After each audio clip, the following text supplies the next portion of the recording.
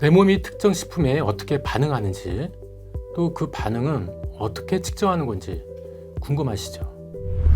최근 미국 당뇨병 학회에서는 식사요법에 대해 일관된 교육, 즉 식사 및 탄수화물 섭취량을 정하지 않고 철저히 개별화해야 한다고 지침 내용을 변경했습니다. 바로 이렇게 강조하고 있죠. 식사요법에 정답은 없다. 철저하게 개별화해야 한다. 자, 이제 드디어 개인 맞춤 식사요법 실천 단계까지 왔습니다. 이제 나에게 꼭 맞는 식사를 찾으실 수 있을 거예요. 몸에 좋다고 생각한 식품과 또 반대로 몸에 안 좋다고 생각했던 식품이 진짜 나에게 좋은 건지 나쁜 건지 확실하게 알아봅시다. 테스트 전까지는 어떤 결과가 나올지 아무도 모릅니다.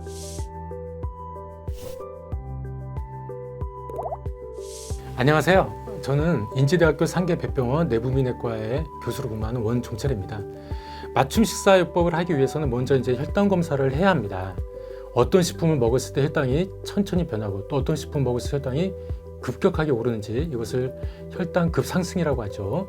이것을 알아봐야 돼요. 그 혈당 수치를 보고 나에게 맞는 식사를 찾는 겁니다. 특정 식사에 대한 몸의 반응을 알 수 있는 가장 간단하고 유일한 방법은 바로 혈당 검사입니다. 그럼 과연 어떻게 혈당 검사를 하고 그 결과를 어떻게 해석하는지 지금부터 알려드리겠습니다.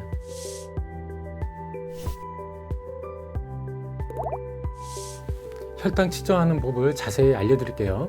먼저 혈당 측정기가 있어야겠죠. 구입을 하셔야 합니다.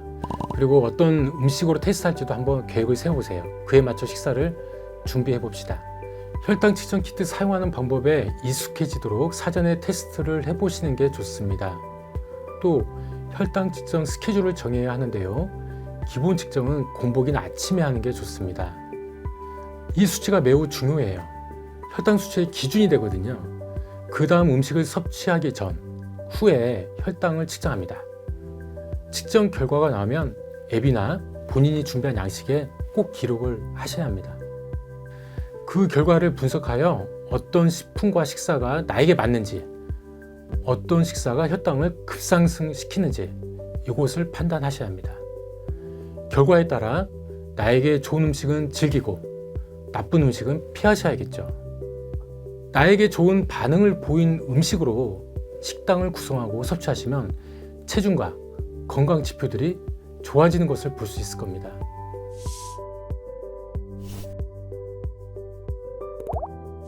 테스트할 식품은요, 자주 섭취하는 한 끼 식사, 몸에 안 좋을 것 같아서 피해왔던 음식, 또 어떤 의무감에 먹어야 했던 개별 식품이나 그런 식사요법들, 궁금했던 개별 식품 또는 음료수를 특정하셔도 돼요. 몸에 안 좋다고 생각했던 음식은 의외로 나한테 좋을 수도 있고요.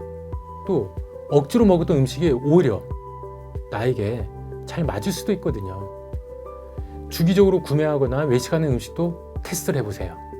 중국 음식, 한국 음식, 일식 다 해보세요. 실제 나의 모든 식생활을 테스트 해본다고 생각하시면 되겠습니다.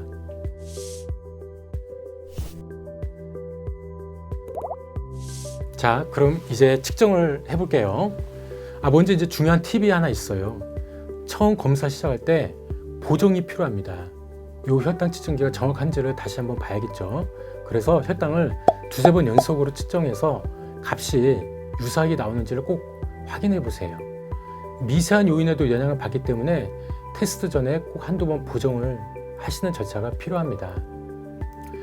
자, 그럼 먼저 측정기를 켜주시고요. 켜지면 테스트 스트립을 모니터에 삽입합니다. 다음 체열침을 체열기에 꽂고요. 손가락을 소독하고 체열기에 댄 다음 침을 손가락을 살짝 터치하듯 가볍게 누릅니다. 손가락을 테스트 스트립의 끝에 댑니다. 그리고 나서 화면에 혈당 수치가 표시될 때까지 기다려 보세요. 결과가 이렇게 나오면 기록을 하는 거죠. 그런데 만약 이렇게 체열하는 게 싫다, 체열하는 것에 대해서 거부 반응이 있고 주사가 무섭다, 이러신 분들은 연속 혈당 측정기로 쉽게 혈당을 측정할 수 있습니다. 이전 영상 걸어둘게요. 그대로 따라해 보시면 됩니다.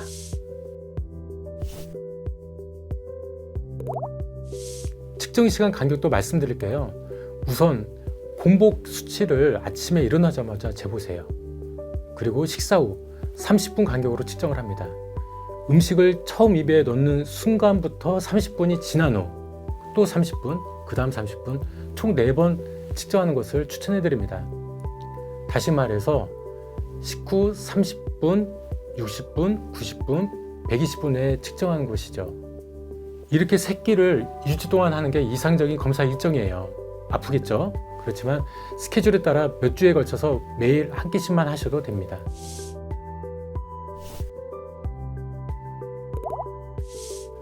자, 그럼 측정 결과를 어떻게 해석할까요? 나의 수치가 정상인지 아닌지 알아야겠죠. 다음 제시하는 수치는 미국 당뇨병학회뿐만 아니라 우리나라 당뇨병학회에서도 정한 기준입니다. 혈당 급상승은 특정 식품과 상황에 따라 누구에게나 일어날 수 있는 현상이에요. 하지만 혈당이 일관되게 어떤 수준 이상으로 계속 치솟는다면 의사 선생님을 만나서 검사를 받아보시는 게 좋습니다. 공복 혈당 수치는 당뇨병이 없는 정상인의 경우 70에서 99mg/dL 이렇게 이야기를 하고요. 공복 혈당 장애, 이것은 이제 전 당뇨병이라고 얘기를 합니다. 이런 경우는 100에서 125입니다. 당뇨병은 126 이상부터입니다. 우리나라 당뇨병학회가 제시하는 당뇨병 관리의 조절 목표는 공복 혈당이 80에서 130 안에 들어오는 겁니다. 식후 2시간째 당뇨병의 정의는 200 이상인 경우입니다. 정상은 140 미만이 되고요. 그 사이 140에서 199는 내단능 장애라고 합니다. 이것도 물론 전 당뇨병이라고 이야기를 합니다. 전반적인 목적은 혈당을 정상 범위 안에 맞추는 것이지만 우리가 일일이 식사와 식품 테스트를 하는 목적은 각자의 몸에 가장 건강하게 반응하는 식품을 찾아내는 겁니다. 어떤 음식이 식후 2시간째 혈당을 200 이상 나오게 하는 건지 그 범인을 찾아내야 합니다. 식후 1시간째에도 혈당을 160 이상 올리는 식사 형태는 좋지 않습니다. 혈당 급상승을 만드는 음식인 거죠. 따라서 정상 수치만 측정하지 마시고요. 나에게 가장 잘 맞고 건강한 식단을 잘 찾아보세요. 그럼 혈당 상승폭이 줄어드는 것은 물론 몸의 활력과 건강함을 되찾을 수 있을 겁니다.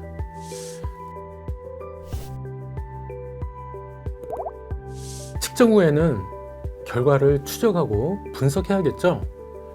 앱을 사용해 저장하거나 기록하거나 자신만의 방식으로 양식을 만들어서 이것을 표나 그래프로 보기 좋게 정리하면 좋겠습니다.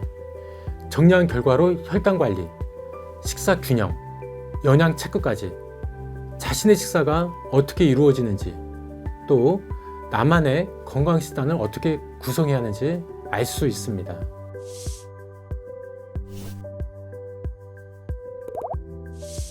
꼭 혈당을 측정하지 않아도 우리가 일상에서 식사 전후 느끼는 몸의 변화로 우리 몸의 혈당 반응을 생각해 볼 수 있습니다. 바로 배고픔의 정도와 체중을 추적하는 것이죠. 포만감을 느껴야 하는데도 불구하고 식후에 허기가 진다. 인슐린 분비가 많아져 혈당이 치솟았다가 급격하게 떨어지는 신호입니다. 다시 말해 혈당 급상승의 시도인 것이죠.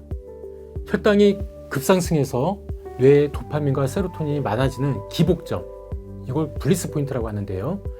이런 상태에서 과다한 인슐린 분비로 인해 혈당이 바로 떨어지게 되면 피로감, 짜증, 불면, 언짢음 이런 증상들이 생길 수가 있습니다. 또 살이 계속 찌게 되면 혈당이 높이 상승했다가 계속 유지된다는 신호로 볼 수 있습니다. 인슐린 분비가 과잉 상태가 되면 탄수화물이 몸에서 지방으로 변하게 됩니다.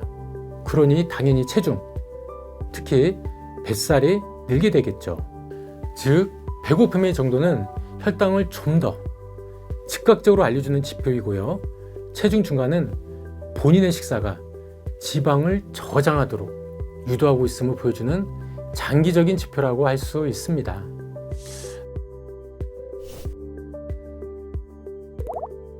네, 오늘 개인 맞춤 식사요법 실천 방법을 자세히 알아봤습니다. 혈당 측정법부터 결과 분석, 그 결과로 식단을 어떻게 짜는지까지 이야기를 나눠보았습니다. 어떠세요, 여러분? 이제 여러분도 해보실 수 있겠죠? 가장 간단하고 정확한 혈당 측정으로 나에게 맞는 꼭 맞는 식사요법 실행해 보세요. 분명 새로운 변화가 시작될 것입니다. 바로 맞춤 식단 혁명의 시작입니다. 오늘 전해드린 내용이 여러분들께 도움되셨다면 좋겠습니다. 앞으로도 쉽고 유익한 정보 잘 전달하겠습니다. 감사합니다.